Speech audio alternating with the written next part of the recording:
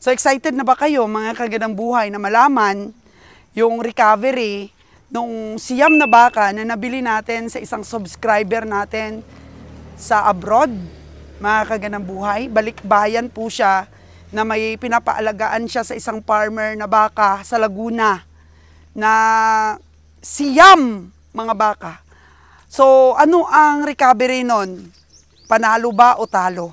Nakatulong po ba kay Castor o nakapagbigay lang ng stress sa kanya? So i-reveal na natin yan mga kagandang buhay kung ano po ang resulta.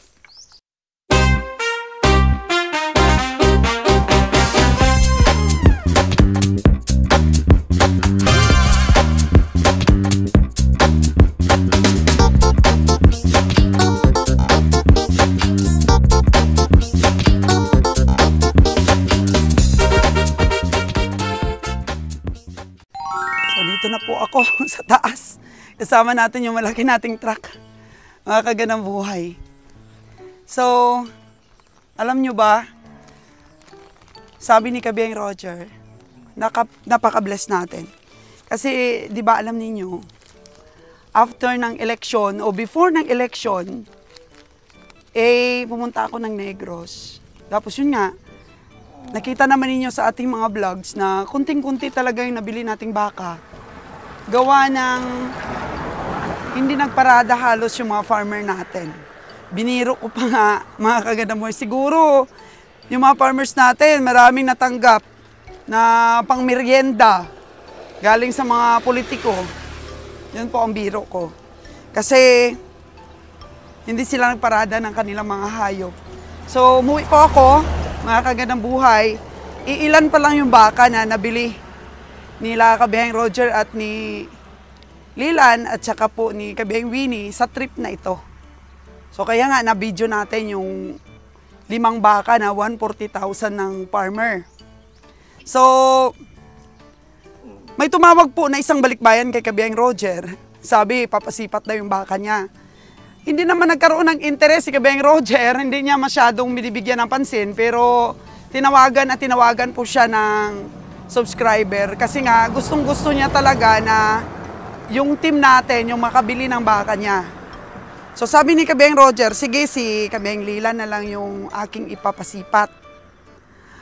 Anyun nga, pinuntahan ni Alan at saka ni Castor doon sa Laguna. Medyo buntok-buntok pa daw yun, malayo daw, sabi ni Castor.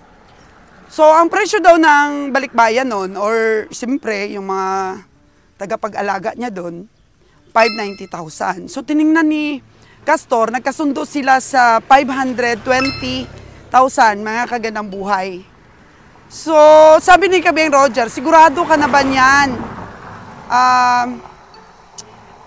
Castor, dahil yung baka na yan ng balikbayan, ibebenta niya talaga yan kasi babalik na siya.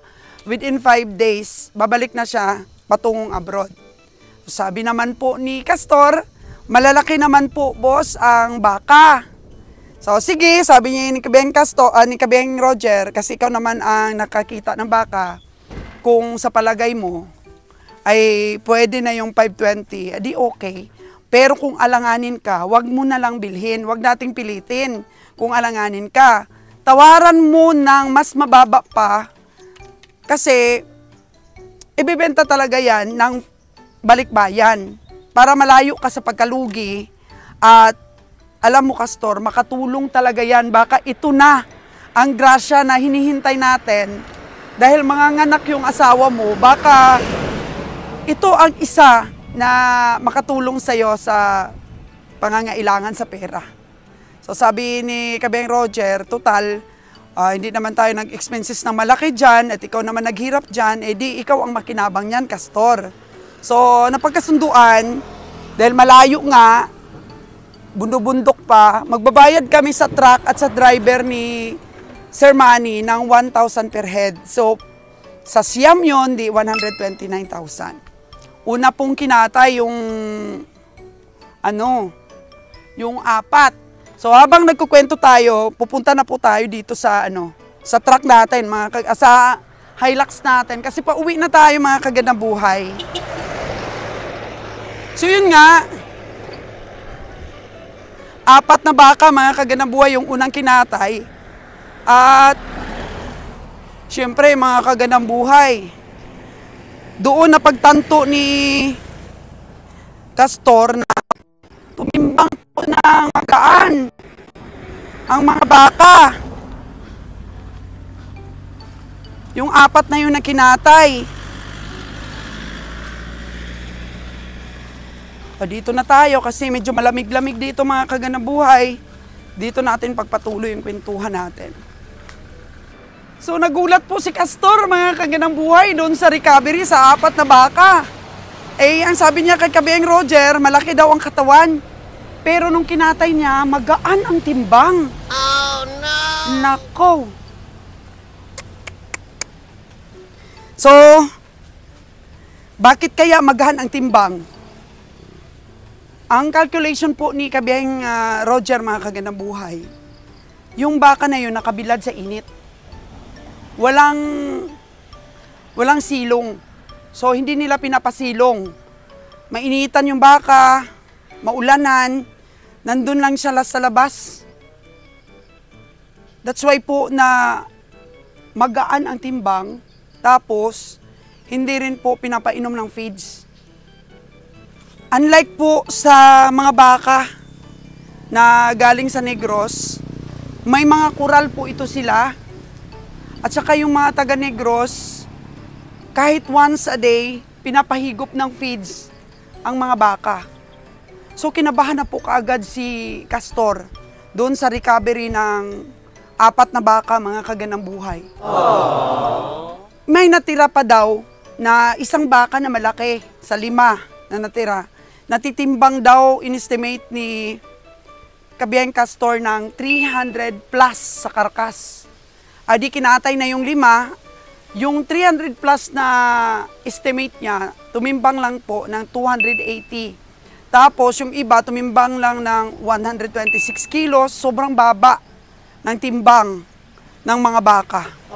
So, na-stress po si Kabieng Castor. Umiyak po siya.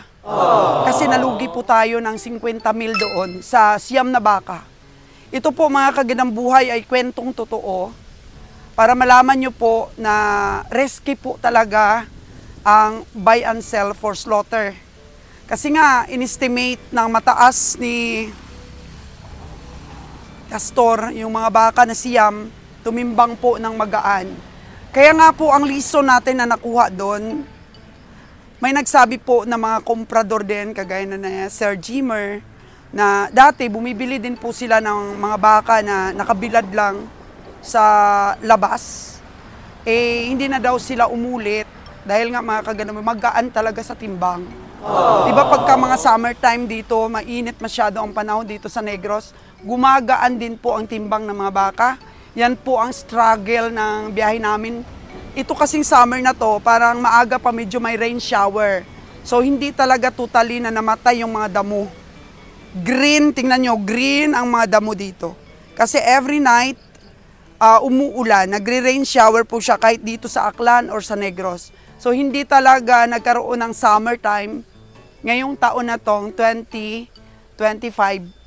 Summer nga, mga kaganambuhay, mainit din po ang panahon, pero nagre-rain shower po. Kaya yung mga damo, hindi po namatay. Pero nung nakaraang taon, na 2024 ng summer, talaga pong gumaan ang mga timbang ng baka na biyahe namin. Kaya yun po ang struggle din, hindi natin natatamaan ang panimbang ng karne kapag ka mainit. So, tinatanong natin, isang factor po na magaan ang timbang ng baka kapag ka nasa initan po ang baka. Walang silong. Mas mabigat po ang baka sa panimbang sa karkas sa yaong pinapainom ng feeds at saka nakakural. Oo, wag lang po na sobrang laki yung nakakural dahil ano din siya, malose weight din siya sa biyahe dahil hindi ba siya malakas sa biyahe. So mabigat ang timbang niya, yung nakakural, pero madali din siyang malose weight sa biyahe. Sa sa labas lang ng mga baka na nasa initan, malakas pang resistensya nila sa biyahe, pero magaan po ang kanilang karne. Yan po ang na-share namin sa inyo na kaalaman ngayon. So, natalo po ng 50 mil doon po sa 5 baka na nabili natin sa Laguna. So, isang lesson po yun mga kagandang buhay na aware na po tayo na bumili doon sa Luzon. Kapag ganun po ang sistema ng pag-alaga nila sa kanilang baka, okay lang po na bumili doon sa Luzon. Basta yung dapat lang po sana nun na bili ni Castor, kasi nagbayad pa tayo ng 9,000 sa truck, sa travel.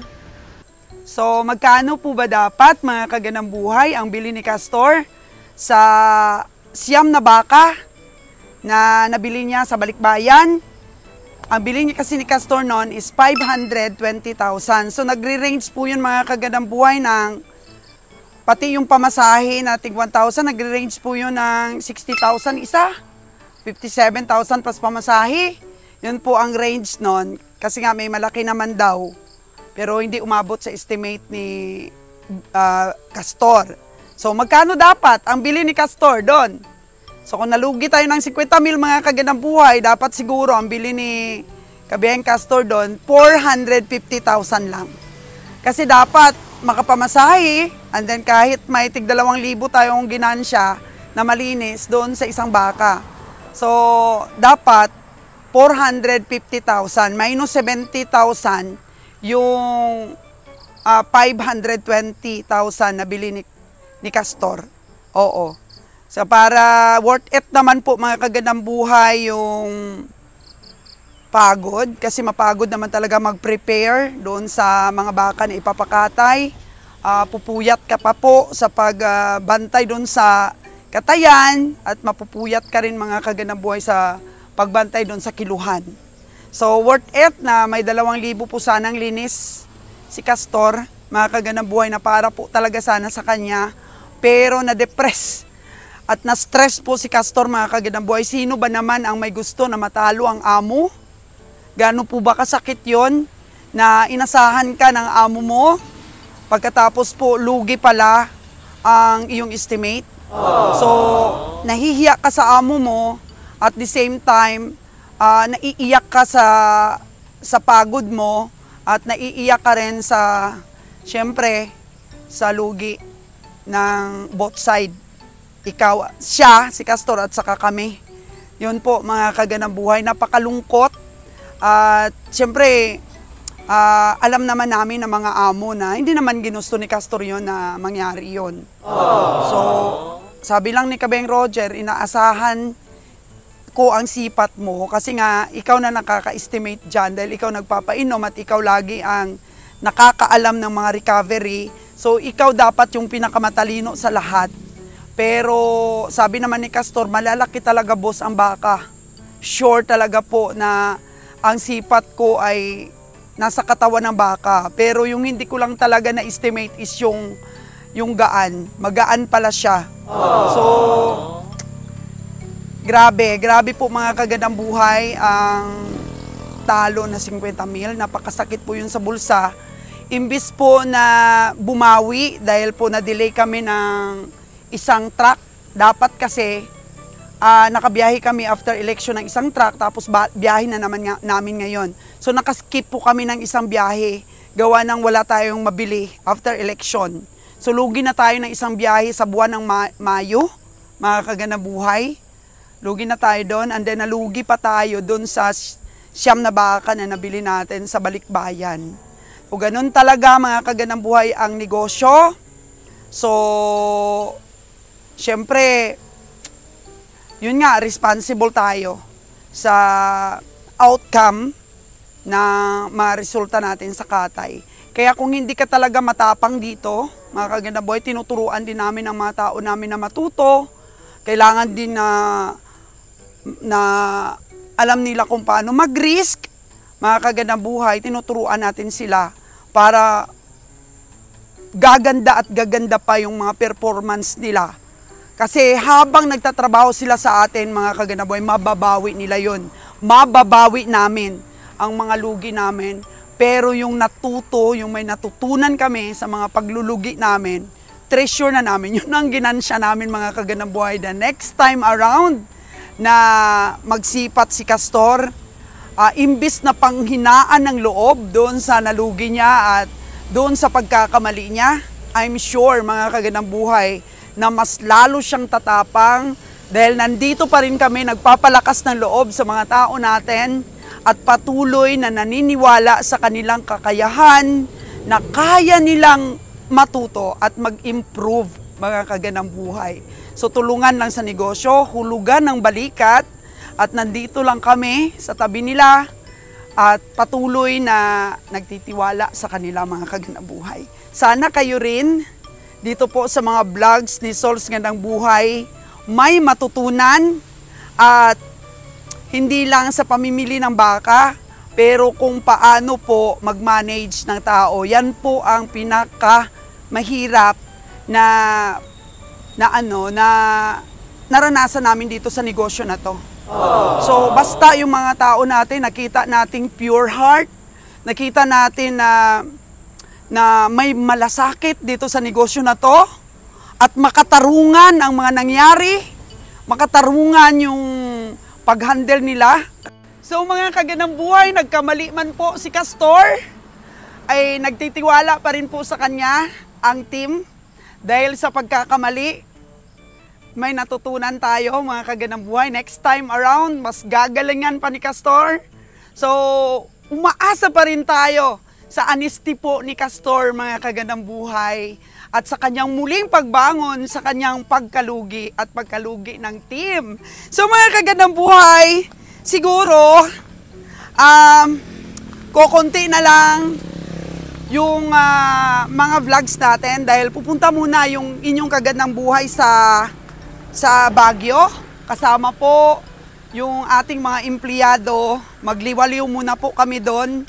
So, after naman ng Baguio, 1 week kami doon, babalik po ako sa Negros para sa sipatan na naman natin mga kagandang buhay.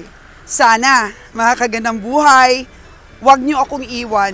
Patuloy pa rin po kayong nandyan para ganahan ang inyong business mentor at mabigyan pa rin kayo ng mga tips and advices sa negosyo po, lalo na dito sa ating buying cattle for slaughter, mga kagandang buhay. So, ayan, baka naman po, matagal na kayong nanonood dito sa aking mga vlogs, pero hindi pa pala kayo nakasubscribe. Kaya mga kagandang buhay, please subscribe to Sol's Gandang Buhay YouTube channel. Kasi this is your business mentor. Patuloy po akong mag-update, tutugunan yung mga kagustuhan ninyo na matuto sa pagninegosyo, mapatindahan man, at priority natin itong livestock buying for slaughter. Kasi marami ang nai-entertain. So kung hindi nga po sipatan, ay nagre-request na po kagad sila ng sipatan mga kagandang buhay. Gusto nila talagang panuurin ang sipatan sa mga stockyard. So mga kagandang buhay, 80,000 na po tayo. 20,000 na lang po para magkaroon tayo ng silver button. Tulungan niyo po akong maabot ito mga kagandang buhay dahil para sa akin, ito po yung trophy ko sa aking buhay, sa aking mga sakripisyo sa initan, sa paghatid sa inyo ng kasayahan, Luzon, Visayas, Mindanao, at sa ating mga kababayan abroad. Thank you so much sa inyong mga suporta at patuloy na pagtangkilik dito sa mga vlogs ng Sol's Gandang Buhay para po sa magandang kinabukasan ng ating negosyo.